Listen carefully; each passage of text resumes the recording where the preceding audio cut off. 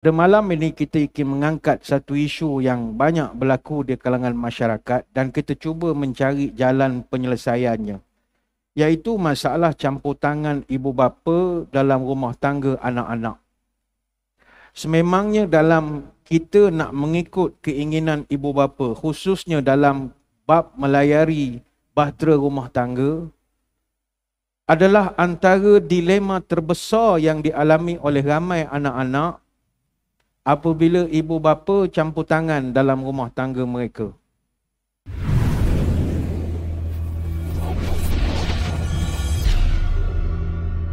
Assalamualaikum warahmatullahi wabarakatuh. Bismillahirrahmanirrahim. Alhamdulillahi hamdan katsiran tayyiban mubarakan fihi kama yanbaghi li jalali wajhika wa li 'azimi sultanik. Allahumma salli ala Sayyidina Muhammadin abdika wa rasulika nabiyil ummi wa ala alihi wa sahbihi wa sallim. Allahumma inna nas'aluka fahman nabiyyin wa hifzal mursalin wa ilhamal malaikatil muqarrabin. Ya Allah, kami mohon padamu kefahaman para nabi, daya hafalan para rasul dan ilhamnya para malaikat. Allahumma aghnina bil ilmi wa zayyinna bil hilmi wa akrimna bit taqwa wa jamilna bil afiyah ya arhamar rahimin. Ya Allah, kayakan kami dengan ilmu-Mu, hiasilah kami dengan kelembutan, muliakan kami dengan taqwa dan cantikkan kami dengan afiyah. Allahumma barik lana fi Rajab wa Sya'ban wa balighna Ramadan. Yang dihormati para pegawai dan sukarelawan Masjid Negeri Sultan Ahmad I Kuantan. Seterusnya, tuan-tuan guru, para alim ulama, para habaib, muslimin muslimat, hadirin hadirat, tuan-tuan puan-puan. Moga sekaliannya sejahtera dalam limpahan rahmah dan barakah. Kita dahulukan dengan penyataan tahmid kesyukuran atas pertemuan pada malam ini. Dan seterusnya dapatlah bertatap muka dalam kuliah mingguan. Pada malam ini kita ingin mengangkat satu isu yang banyak berlaku di kalangan masyarakat dan kita cuba mencari jalan penyelesaiannya, iaitu masalah campur tangan ibu bapa dalam rumah tangga anak-anak. Sememangnya dalam kita nak mengikut keinginan ibu bapa, khususnya dalam bab melayari bahtera rumah tangga, adalah antara dilema terbesar yang dialami oleh ramai anak-anak apabila ibu bapa campur tangan dalam rumah tangga mereka. Kita rasa sebersalah dan dilema kerana Islam memandang serius hukum dan adab berkaitan hubungan anak dengan ibu bapa, khususnya anak lelaki dengan ibu kandungnya. Dan seperti yang kita maklum, berbuat baik kepada mak ayah ini adalah wajib. Dan derhaka kepada mak ayah adalah perkara yang boleh membawa kepada dosa besar. Kalau hidup hendak selamat, ibu dan bapa hendaklah hormat. Bila hidup hendak terpuji, ibu dan bapa wajib dihormati. Bila hidup hendak sejahtera, ibu dan bapa dibela pelihara. Supaya hidup beroleh berkah, ibu dan bapa jangan disanggah. Supaya selamat dunia akhirat, ke ibu dan bapa tumpahkan minat. Supaya dapat redanya Tuhan, ibu dan bapa hendaklah dimuliakan. Supaya terhindar seksa neraka, ke ibu bapa jangan derhaka. Supaya hidup dapat keberkatan, ibu dan bapa selalulah doakan. Hubungan anak dia tak akan putus dengan kedua ibu bapanya walaupun dah berkahwin. Dan hubungan serta tanggungjawab seorang anak kepada mak ayahnya, tak kira anak laki-laki atau perempuan, sama saja. Tidak terputus walaupun dia dah berumah tangga. Kerana kewajipan anak adalah buat baik kepada mak ayah, wajib mentaati, wajib mengelakkan daripada buat perkara yang boleh melukakan hati mereka.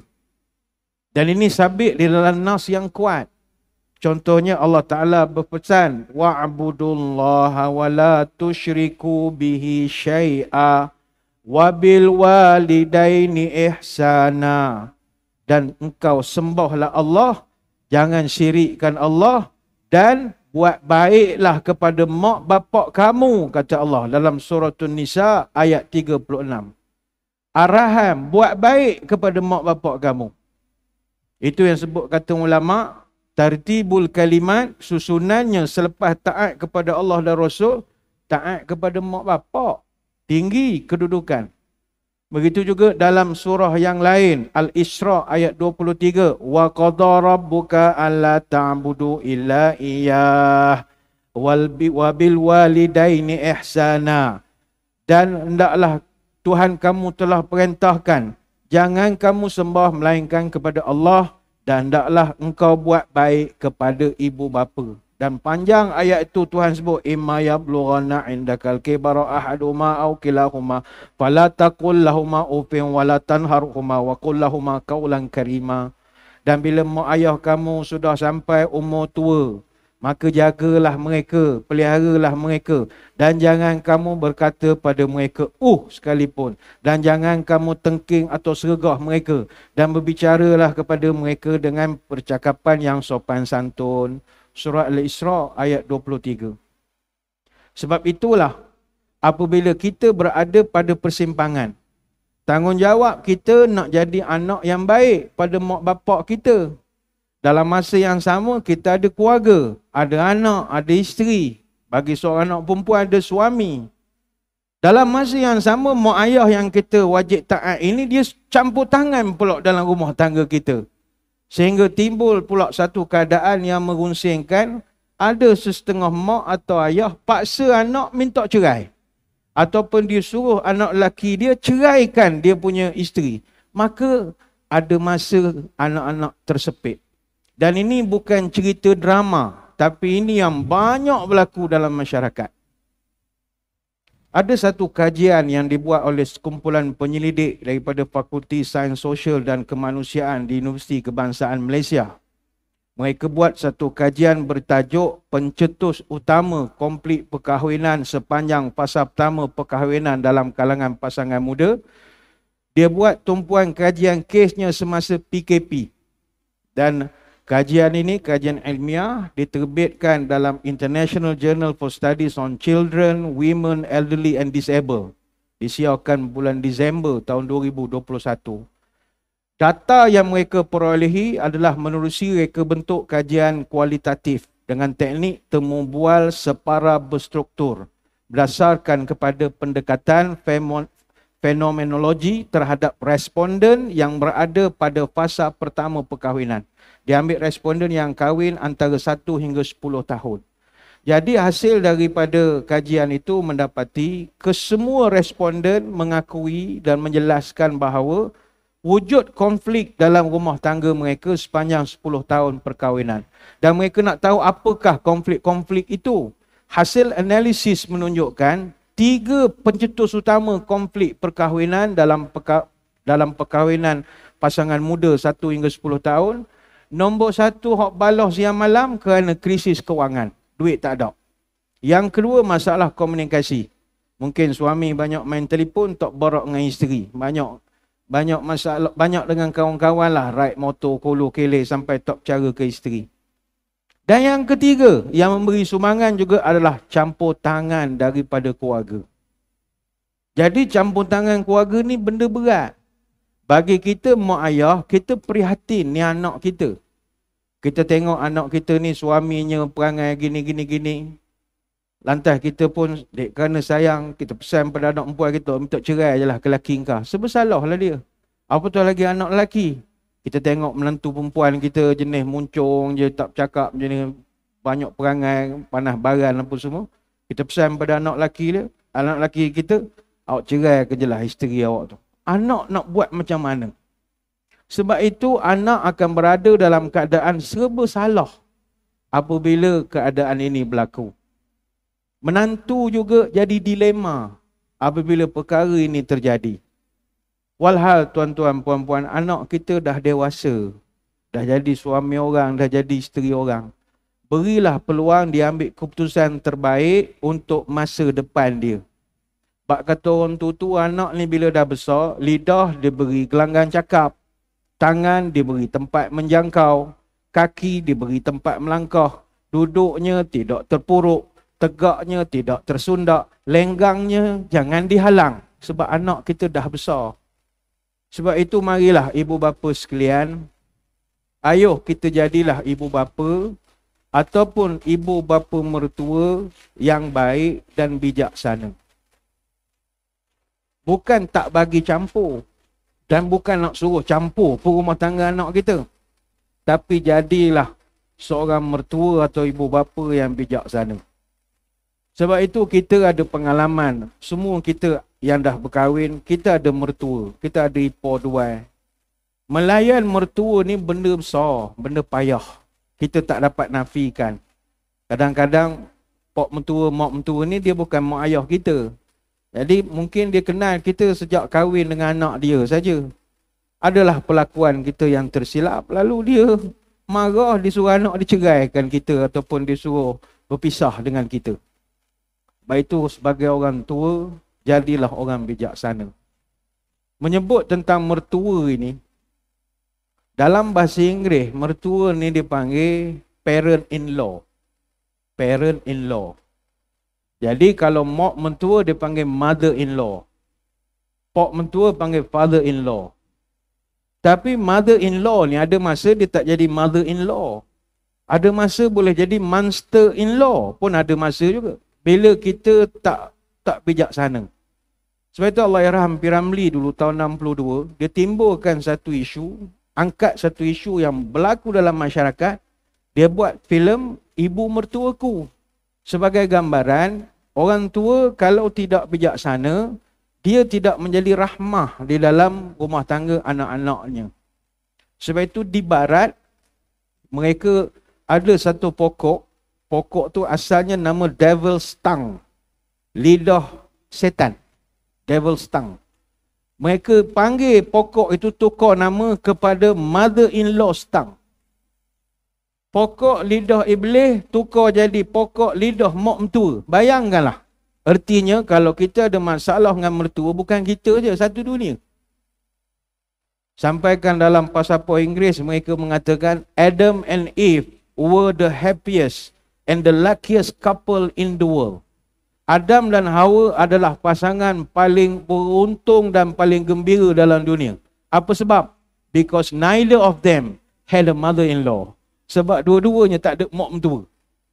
Artinya ada satu benda tak kena apabila keluarga itu atau ibu bapa, mak mentua, pak mentua tidak menjadi orang tua yang bijaksana.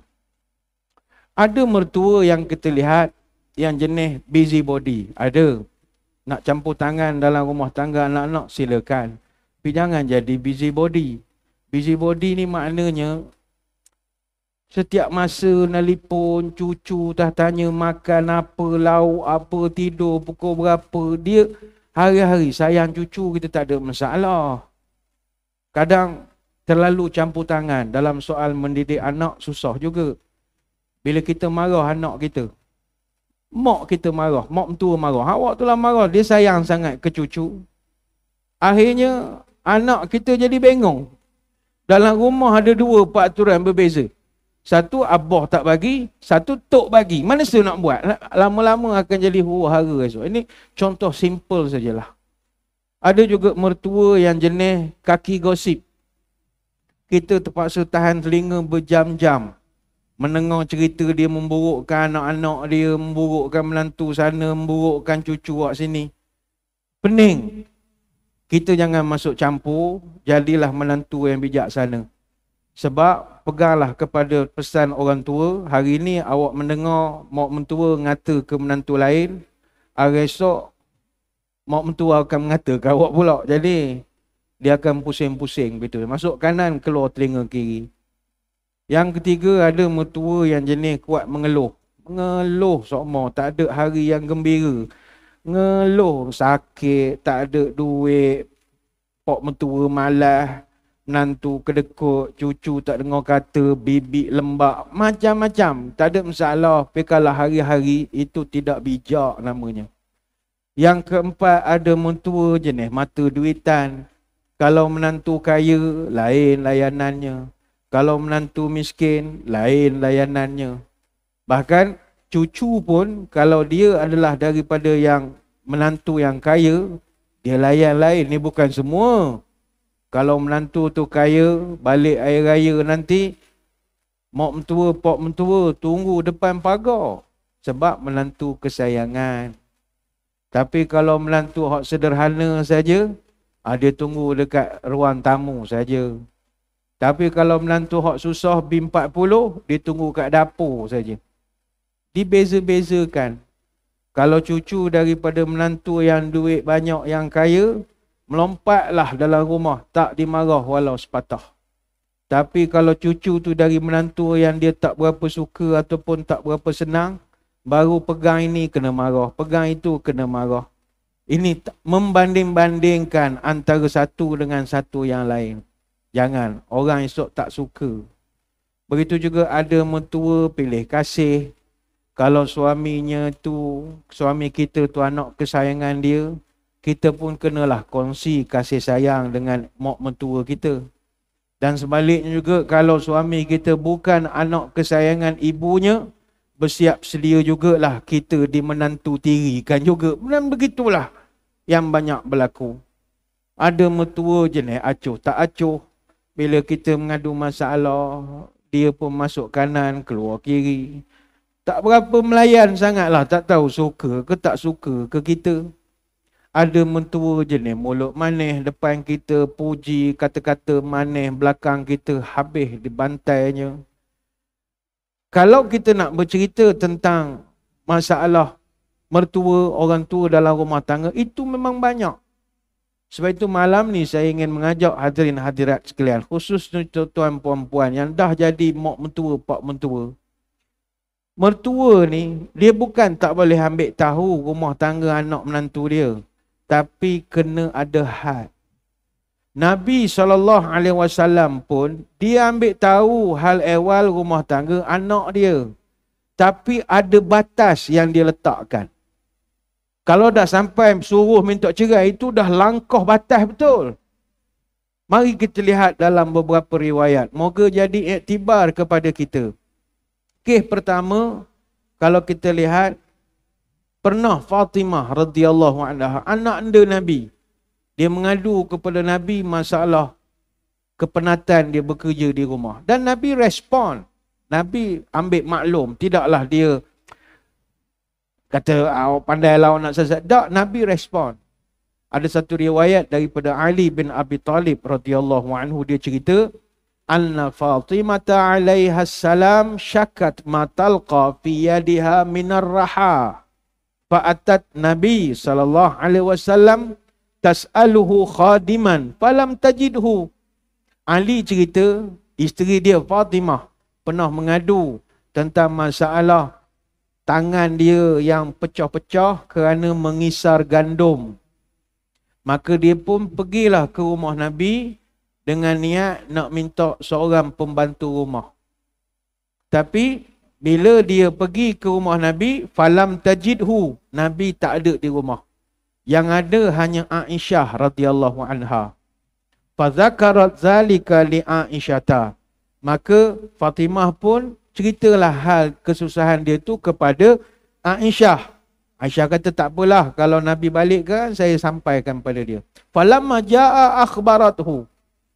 Kemudian tak berapa lama Nabi balik.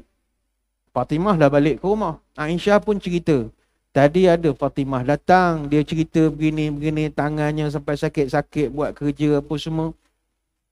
Qala faja'ana wa qad akhazna madaji'ana fadhahabtu aqumu faqala makanika fajalisa bainana. Bila Nabi dapat pengaduan daripada Aisyah tentang cerita Fatimah, maka kata Ali, Nabi pun pergi ke rumah kami. Ini perangai mentua bagus, ayah bagus. Dia pergi ke rumah kami, kata Ali, dan kami masa tu tengah duduk di rumah. Bila Nabi masuk, aku bangun. Hormatlah pok mentua datang. Nabi pula. Tapi Nabi, makan nikah. Nabi kata, betul, duduk. Dan Nabi pun duduk celah-celah antara kami bertiga. Jadi bertigalah duduk itu. Kemudian Nabi dah tahu cerita anak dia mengadu. Kata Nabi, ala adullukuma ala ma huwa khairun lakuma min khadim. Kata Nabi, Abah tahu awak minta pembantu rumah seorang. Yalah, Nabi kan pemimpin. Maknanya setakat nak dapatkan pembantu rumah sekejap sangat. Permit warga asing ni bila-bila masa dia boleh luluhkan Kementerian Dalam Negeri. Tak ada masalah. Tapi apa Nabi beritahu? Gini, kamu berdua nak tak?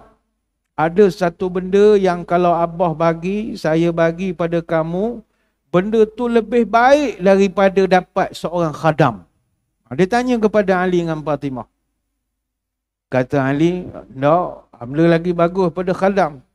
Nabi kata begini, fakabbira salasan wa salasin, wa sabbiha salasan wa salasin, wa ahmada salasan wa salasin, fahadha khairul lakuma min khadim. Kata Nabi, awak amal tiap hari baca Allahu Akbar 33 kali. Allahu Akbar, Allahu Akbar, Allahu Akbar. Kemudian baca Subhanallah 33 kali. Kemudian baca Alhamdulillah 33 kali.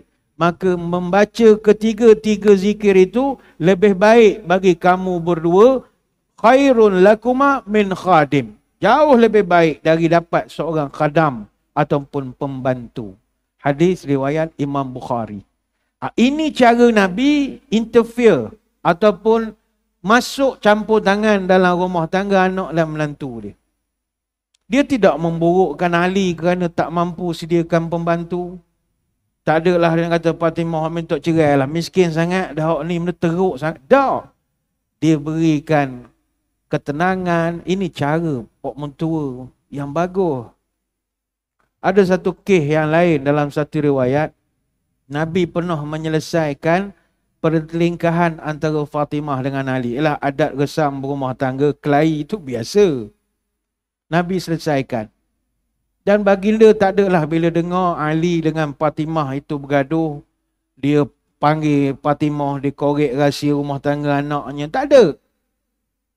Pernah berlaku, Fatimah bercerita bahawa dia dan Ali terjadi suatu pertelingkahan. Dan Ali dek kerana marah, tinggalkan rumah. Dia keluarlah, tak balik. Tapi Nabi ketika itu dia tidak bela anaknya Fatimah secara membuta tuli. Nabi tahu menantunya Ali sedang marah pada isteri dia. Dan isteri itu anak dia. Kalau ikut Nabi boleh nak marah juga. Tetapi Nabi usaha cairkan dan dinginkan suasana ketika itu. Apa caranya? Nabi datang sendiri jumpa Sayyidina Ali. Dan Nabi gelarkan dia dengan panggilan yang akhirnya melekat panggilan itu kepada Sayyidina Ali sampai sekarang. Dalam satu riwayat kata Sahal bin Sa'ad radhiyallahu anhu, Ja'a Rasulullah sallallahu alaihi wasallam baita Fatimata falam yajid Aliyan fil bait faqala aina bnu ammika. Satu hari Nabi pergi rumah Fatimah, dia tengok Ali tak ada. Nabi pun tanya, suami awak pergi mana? Maka dijawab oleh Fatimah, kana baini wa bainahu syai'. Kita orang kelahi, ada perselisihan faham, ada pergaduhan lah. Faghadabani, dan dia marah ke saya. Fakharaja, dia keluar pada rumah. Tak tahu gimana, tak balik-balik. Falam yaqil indi, dia keluar, tak tidur dah di rumah. Faqala Rasulullah sallallahu alaihi wasallam lil insan. Bila Nabi tahu menantu tak balik, jadi takut susah. Faqala lil insan, dia panggil satu orang. Unzur aina huwa. Mu pusing Madinah, cari mana Ali. Pergi cari. Faja'a faqal ya Rasulullah huwa fil masjid raqidun. Ya Rasul, Ali ada di masjid sekian-sekian, sedang berbaring, tidur gamaknya. Nabi dia ramailah dia punya special brand dia, pergi cari, jumpa. Nabi pun pergi. Faja'a Rasulullah wa huwa mutajaji'un. Nabi pergi ke tempat Ali berbaring itu. Nabi tengok dia berbaring, mutataji', berbaring. Qad saqata rida'uhu an shikkihi. Ali berbaring dalam keadaan kain ridaknya itu jatuh ke tanah ketika itu. Wa asabahu turabun. Sehingga kan tanah banyak melekat. Zaman itu masjid tak ada kapek serupa kita, tanah liat saja. Jadi banyak tanah melekat pada badan Ali. Ialah dia baring dalam masjid. Faja'ala Rasulullah sallallahu alaihi wasallam yamsahuhu anhu wa yaqul, "Qum Aba Turab, qum Aba Turab." Maka Nabi pun dia tengok menantu dia baring badan debu. Dia tepuk-tepukkan debu itu. Dan Ali tahu ini kalau datang mesti bawa balik pada rumah aku. Dia bukannya tahu cerita, dia tahu aku dah bergaduh ni. Dia tepuk-tepukkan debu dan dia wayaqul, "Qum Aba Turab." Abu Turab. Abu Turab ni, Abu maknanya bapa. Turab maknanya tanah. Bapak tanah. Sebab badan melekat tanah. Nabi gelarkan dengan gelaran yang menyukakan dia. Ni dah jadi muka tampai dek tanah banyak ni. Panggil orang tanah awak ni. Orang tanah. Bapa tanah. Kata Ali, aku suka pula gelaran itu. Dan sampai sudah Sayyidina Ali menggunakan gelaran Abu Turab. Ni hadis riwayat Bukhari Muslim. Maka muslimin muslimat sekalian, kita kena ikut Nabi dalam soal ini. Kepada ibu bapa ataupun bapa mertua, ibu mertua, ikut Nabi. Bukan kita tak beri campur tangan rumah tangga anak, tapi kalau lebih daripada batasan, dia tidak bawa kebaikan. Biarlah anak kita melayari rumah tangga dia dengan cara dia. Kecuali dah sampai mudarat. Mana anak kita anak perempuan. Suaminya duk terajam pukul sampai lebah-lebah. Itu takkan nak biar. Itu tak boleh. Dan dari segi undang-undang kita, enactment kita di negeri Pahang ini, kalau tuan-tuan punya anak perempuan diterajang oleh suami dia apa semua, tuan-tuan boleh pergi ke rumah dia, ambil anak perempuan bawa keluar. Boleh. Tak dicah mencolek. Kita ada undang-undang. Ambil bawa balik rumah kita. Cuma tuan-tuan kena singgah pejabat polis sekejap, Jabatan Balai Polis, buat cover report. Cover report ni bukan report, cover report. Cover andai kata kalau suami dia report polis kabur kita colek, kita ada cover report. Cover report memberitahu saya ambil anak saya kerana dia kedudukannya terancam, kena ada penjelasan. Itu tak boleh dibiarkan. Tapi kalau setakat dia kelahi sikit-sikit, suami isteri, tak payahlah kita nak campur tangan beria sangat. Ikut cara Nabi. Rasul SAW ada pengalaman sebagai seorang mertua. Baginda sendiri adalah bapa mertua kepada Sayyidina Osman dan Sayyidina Ali radhiyallahu anhumah. Osman dia menikah dengan anak Nabi nama Ruqayyah. Cuma tak lama sebab dia meninggal umur 24 tahun. Osman salin tika, kahwin dengan seorang lagi anak Nabi nama Ummu Kalsum. Jadi dialah satu-satu sahabat yang dapat kahwin dengan dua orang anak Nabi. Sehingga diberi gelaran Dzunurain, orang yang pernah memiliki dua cahaya. Tapi dia salin tika. Selepas Ruqayyah meninggal, dia kahwin dengan adiknya Ummu Kalsum. Ummu Kalsum pun umur tak panjang, 28 tahun meninggal dunia.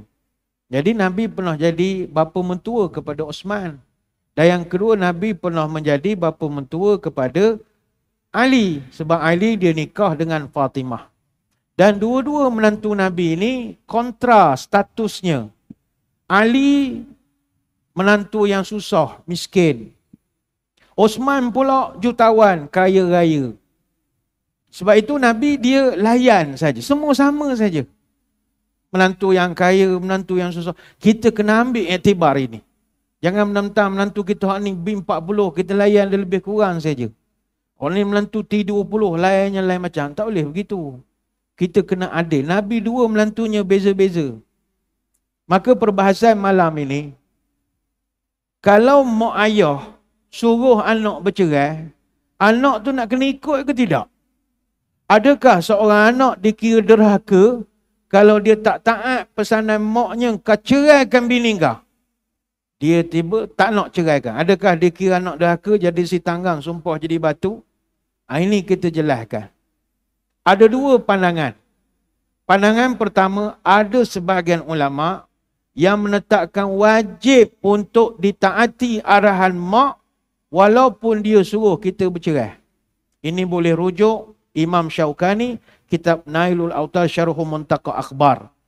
Dan para ulama yang mengatakan wajib taat kalau mak ayah suruh cerai, mereka pegang kepada dua hadis. Pertama sekali hadis daripada Abdullah bin Umar radhiyallahu anhuma.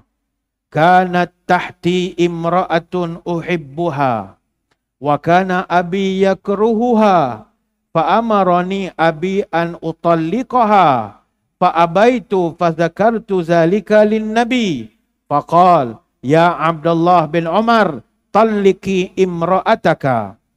Kata Ibnu Umar radhiyallahu anhuma, aku dulu ada seorang isteri yang sangat aku cintai, uhibbuha. Aku sangat cinta kepada isteri aku itu. Tetapi ayah aku, iaitu Umar Al-Khattab, tak suka pada isteri aku. Tak tahu ada tak kena jadi mata dia. Fa'amarani abi an utalliqaha. Umar arahkan pada aku, ceraikan bini aku. Padahal aku cinta pada dia. Namun di mata Umar, Umar tidak suka. Sebersalah Ibnu Umar. Fa'abaitu fazakartu zalika lin nabi. Fa'abaitu, aku enggan, aku tak hendak. Isteri aku tak ada salah dengan aku. Cuma sebab ayah aku tak suka ke dia, dia suruh cerai.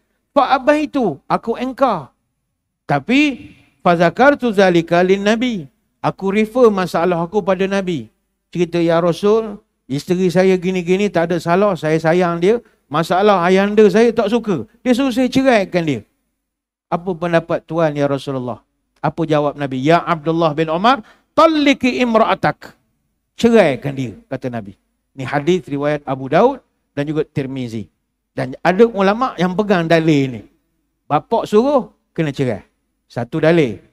Dalil yang kedua, Abu Darda radhiyallahu anhu, dia pernah bercerita, anna rajulan atahu faqal, inna li imra'atun wa inna ummi ta'murni bi talaqiha.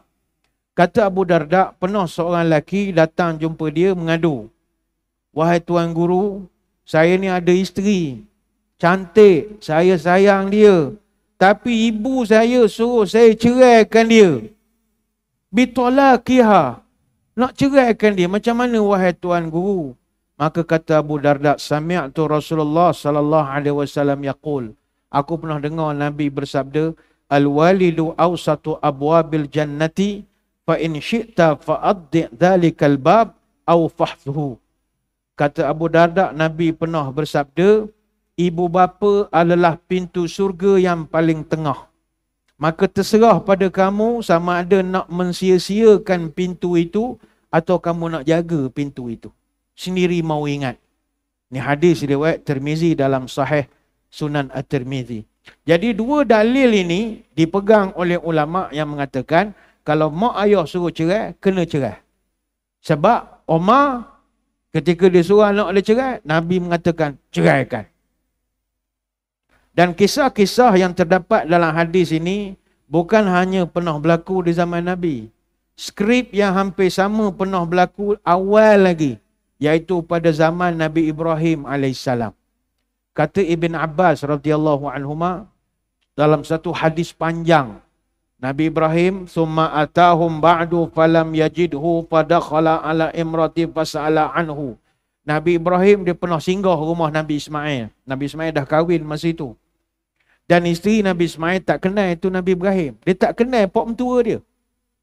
Nabi Ibrahim singgah. Dan Nabi Ismail tak ada di rumah. Falam yajidhu. Nabi Ismail dia outstation. Fadakhala ala imrati fas'ala anhu. Dan Nabi Ibrahim pun jumpa dengan isteri, maknanya menantu dia perempuan. Dia pun tanya pasal Nabi Ismail. Faqalat kharaja yabtaghi lana. Katanya Ismail keluar pergi memburu mencari nafkah. Qala kaifa antum wa sa'alaha an 'ashihim wa hayatihim faqalat nahnu bi khairin wa sa'atin. Dia pun ceritalah, tanya kepada menantunya, macam mana kehidupan kamu dengan Ismail? Okey, ekonomi bagus, barang dapur ada, isterinya senapas je nyentangnya ke Ismail. Dok cetong sekarang barang payah le ni gula, aduk beras, aduk ni, aduk belaka, aduk. Dia pom pem cerita pasal suami dia. Nabi Ibrahim dengar. Fa iza jaa zawjuki faqra'i alaihi salam wa murihi yuthbitu atabata babihi. Nabi Ibrahim kata, tak apalah, saya nak balik dah. Nanti suami balik, Ismail balik, kirim salam pada dia. Dan khabar ke dia, saya pesan, gantikan palang pintu ni.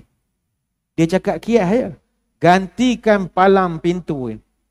Kemudian Nabi Ibrahim balik, Nabi Ismail pun pulang ke rumah. Isteri pun ceritalah, tadi ada orang tua datang, nenek-nenek tanya itu ini. Kemudian, bila Nabi Ismail dengan orang tua, dia cerita apa? Tak ada apa, dia cerita gini. Ismail tanya, fa'awsaki bisyai'? Orang tua tu ada wasiatkan apa-apa? Qalat na'am. Ya, dia ada tinggalkan pesan. Huwa yaqra'u alaikas salam. Pertama, dia kirim salam ke abang. Yang kedua, wa ya'muruka an tuthbita atabata babika. Dan orang tua tu pesan, gantikan palang pintu. Tu saya pun tak faham, kata dia. Pintu kita okey je. Lalu Ismail pun mengatakan, Zaka abi. Sebenarnya orang tua tadi, ayah saya. Wa antil atabatu amarani an umsikaki. Ayah saya sebenarnya dia bagi syarat suruh ceraikan awak. Dia minta maaf, saya terpaksa ceraikan awak. Hadis riwayat Bukhari. Jadi daripada susunan dalil-dalil ini, inilah yang dipegang oleh pandangan ulama golongan pertama, membolehkan seorang mak dan bapa menyuruh anaknya bercerai. Ini pendapat pertama. Namun pendapat yang kedua, sebahagian ulama mengatakan tidak begitu. Sebab dalam soal mak ayah, kita taat dalam bab ketaatan dalam hal keluarga ni ada kelonggaran. Ada pendapat yang berpandangan bahawa kalau ibu bapa kita suruh kita ceraikan isteri, maka arahan itu tak perlu kita ikutkan. Ini boleh rujuk kitab Masail min Fiqhil Kitab wa Sunnah. Begitu juga Syekh Islam Ibn Taymiyah ketika ditanya oleh orang, dia mana dia ada isteri, ada anak, kemudian maknya tak suka kepada menantu dia, mak dia pun suruh dia ceraikan, nak buat macam mana ustaz? Maka kata Syekhul Islam Ibn Taymiyah, tidak boleh dia mentalak isterinya itu hanya kerana semata-mata mengikut perintah ibu. Sebab menceraikan isteri tidak masuk dalam bab berbakti kepada ibu. Dia tidak masuk. Habis mungkin orang-orang yang pandai hadis, dia kata, habis ustaz, takkan kita nak tolak hadis Ibnu Umar tadi? Yang Nabi confirmkan, ceraikan isteri kau bila Umar dah suruh. Ataupun hadis Abu Darda, bagaimana kita nak santuni dua hadis ini? Kedua-dua hadis yang menjadi pegangan kelompok ulama yang mewajibkan taat kepada perintah mak menceraikan anak, mesti dibaca dengan beberapa hadis lain yang jelas melarang kita taat dalam perkara maksiat. Contohnya dalam satu hadis Nabi berpesan, la ta'ata li makhluqin fi maksiatil khaliq. Tidak ada ketaatan kepada makhluk dalam perkara yang tidak selari dengan syariat Islam. Kata Imam Sindi, ada seorang lelaki datang berjumpa dengan Imam Ahmad bin Hanbal. Imam Ahmad bin Hanbal ni dia ulama besar, orang cerdik. Orang tanya kepada dia, Tuan Guru, ayah saya suruh ceraikan isteri saya. Jadi, saya serba salah. Sedangkan dalam masa yang sama saya baca hadis Umar Al-Khattab pernah suruh anak dia ceraikan. Ibnu Umar ceraikan anak dia. Jadi saya serba salah. Apa jawapan Imam Ahmad? Kata dia, kamu memang boleh ikut cakap ayah kamu dengan syarat ayah kamu tu setara dengan Umar Al-Khattab radhiyallahu anhu. Kalau ayah kamu cak ayam, tak payahlah. Umar Al-Khattab punya label, barulah label kamu boleh dengar cakap ayah kamu. Kalau tak payahlah. Banyak benda kebaktian lain yang boleh kamu buat. Sebab kata Imam Ahmad bin Hanbal, Umar memutuskan sesuatu perkara bukan dengan hawa nafsu dia. Dia bukan kerana nak marah, menyampah apa, tak. tapi ada pertimbangan. Ini boleh rujuk kitab Masail min Fiqh Kitab wa Sunnah. Begitu juga dalam kitab Fatawa Syar'iyyah Mu'asyirah disebutkan, wa fi hadhil hal la yastajibu al-ibn li talabi at-tatliq wa 'alayha an yudariyaha wa yata'allafahuma wa yuhawilu iqna'ahuma bi kalami tayyibin layyin hatta yakfa an hadha talab. Pada keadaan ini, anak yang disuruh oleh mak ayah untuk penuhi permintaan ceraikan isteri, maka hendaklah anak itu menolak cara baik. Hendaklah dia memujuknya, bermesra dengan ayahnya, cuba untuk mak ayahnya reda pula kepada isteri ataupun suaminya dengan menggunakan kalimah-kalimah yang lembut dan baik untuk nak menghentikan tuntutan suruh kita bercerai. Jadi hadirin hadirat sekalian, kesimpulannya, sebenarnya masalah mentaati perintah ibu bapa ketika diminta untuk menceraikan isteri, ini perkara yang telah dibahaskan oleh ulama sejak sekian lama lagi. Para ulama, mereka telah memberikan beberapa jalan penyelesaian yang konkret untuk permasalahan ini. Sebab itu, kita memberi nasihat kepada tuan-tuan yang sedang berumah tangga, yang mengadu masalah mak dia suruh ceraikan isteri dia. Ini bukan biasanya berlaku untuk orang yang poligami. Orang poligami. Bila poligami, mak tak tahu anaknya nikah lagi. Mak pula sayang pula kepada isteri hak pertama, menantu pertama. Bila menantu kedua baru, dia tak suka. Mu ceraikan anakmu. Isteri hak baru mu nikah di Siam ke di Indonesia ke di mana-mana. Mu cerai. Kalau tak, aku tak ngaku anak. Anak jangan susah hati. Muamalah cara baik. Bincang elok-elok. Mungkin mak tu emosional sikit. Bincang elok-elok. Atau ayah, aku tak mengaku engkau anak aku kalau mu tak ceraikan bini muda. Mu tahu tak bini tua mu bapak baiknya. Kita pun faham lah agak emosi dalam keadaan itu. Jadi don't worry, be happy. Tidak wajib dia mengikut untuk menceraikan. Cakap saja baik-baik. Kalau ayah dia guna dalih, mu kena ingat Umar Al-Khattab suruh anak dia cerai, anak dia ikut. Mu jangan derhaka. Kita kabar ke ayah kita, minta maaf ayah. Kalau ayah jenis Sayyidina Umar tak ada masalah. Tapi kalau setara Haji Umar tak payah lah. Dia kena Umar Al-Khattab radhiyallahu anhu. Ataupun level-level Nabi Ibrahim suruh Nabi Ismail bercerai. Kalau level Nabi Ibrahim, boleh. Kalau Haji Ibrahim, tak payah. Level-level Nabi Ibrahim. Dari segi waraknya, cakap tidak menggunakan nafsu. Maka hal cerai-berai ini, jangan putuskan sesama sendiri.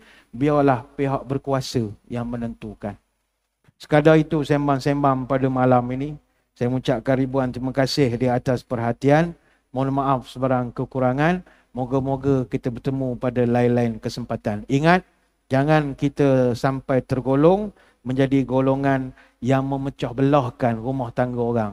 Fahal asaitum in tawallaitum an tufsidu fil ard wa tuqatti'u arhamakum ulaika alladhina la'anahumullah fa asammahum wa a'ma absarahum. Maka apakah kira kalau kamu dah ada kuasa, maka kamu nak buat kerosakan di muka bumi ini hingga kamu memutuskan hubungan kekeluargaan. Inilah golongan yang dilaknat oleh Allah, akan dipekakkan telinga mereka, dibutakan penglihatan mereka. Surah Muhammad ayat 22 sampai 23. Moga-moga ada iktibar kepada kita bersama. Kita tutup pertemuan dengan doa. Moga majlis diberkati ilahi. A'udzubillahi minasyaitonirrajim. Bismillahirrahmanirrahim. Allahumma salli wa sallim ala sayyidina Muhammadin salatan tukhrijuna biha min zulumatil wahmi. Allahumma barik lana fi Rajab wa Sya'ban wa balighna Ramadan. Ya Allah, berkatkan umur kami pada bulan Rajab, berkatkan umur kami pada bulan Sya'ban, panjangkanlah usia kami dapat bertemu dengan bulan Ramadan. Allahumma tawil umurana wa sahih ajsadana wa nawwir qulubana wa thabit imanana wa ahsin a'malana wa wasi' arzaqana wa ilal khairi qaribna wa anil syarri ab'idna wa qdi hawaijana fid dini wad dunya wal akhirah innaka ala kulli syai'in qadir.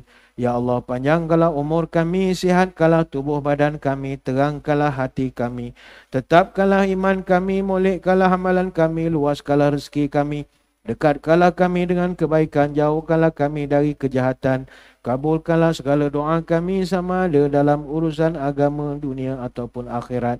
Subhanakallahumma wa bihamdika nashhadu an la ilaha illa anta nastaghfiruka wa natubu ilaik.